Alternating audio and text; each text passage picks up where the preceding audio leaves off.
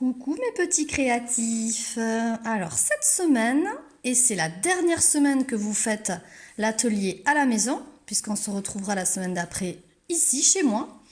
Donc pour cette semaine, pour ce dernier petit atelier en kit, nous allons dessiner un portrait de vous ou de quelqu'un d'autre, la personne que vous souhaitez, en train de manger une pastèque.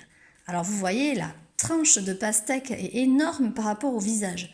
Alors pour cet atelier, il vous faudra une feuille de papier blanche, un crayon à papier, une gomme, des crayons de couleur, des feutres et plus particulièrement un feutre noir ou un bic fin noir.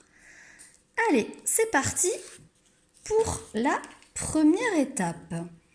La première étape, vous allez dessiner la moitié d'un rond pour faire notre demi-pastèque. Donc vous pouvez vous faire aider par papa ou maman. Vous pouvez également prendre par exemple une assiette à dessert que vous allez pouvoir poser et vous allez pouvoir faire le tour avec votre crayon. Faites attention de garder un petit espace entre le bord de votre feuille et le bas de la pastèque. Pourquoi? Parce qu'à cet endroit-là, il y aura le cou de dessiner ainsi que les poignets.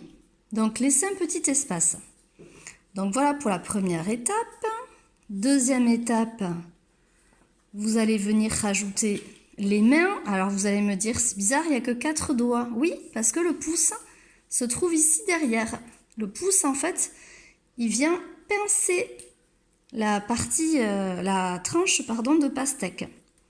Vous ajouterez aussi, d'ailleurs, j'ai oublié de le dessiner précédemment, il faudra rajouter un deuxième trait ici et même un troisième trait parce que regardez la pastèque, il y aura plusieurs couleurs. Il y aura une tranche ici verte et une tranche un petit peu plus claire. Donc vous ferez au départ, quand vous aurez fait ce rond, vous ferez un deuxième trait et un troisième trait en suivant.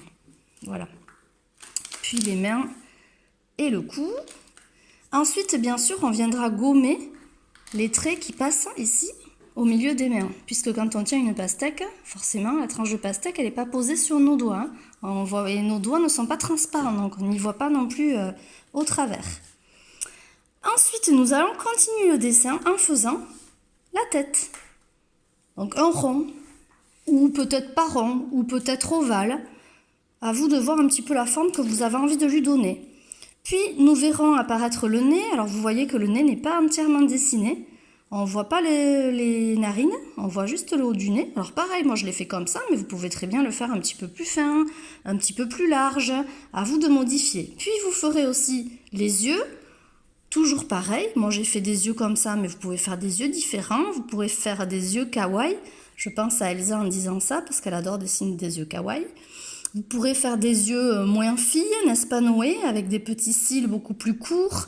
Des yeux plus ronds, plus en amande, à vous de voir. Vous lui ferez aussi des petits sourcils. Voilà, alors essayez de ne pas trop appuyer sur votre crayon en dessinant tout ça, parce que si vous vous trompez, bien sûr, vous pourrez gommer.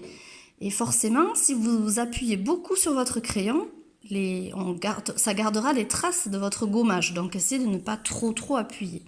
Puis on viendra ajouter des cheveux. Alors là, à vous de voir comment vous voulez coiffer votre personnage.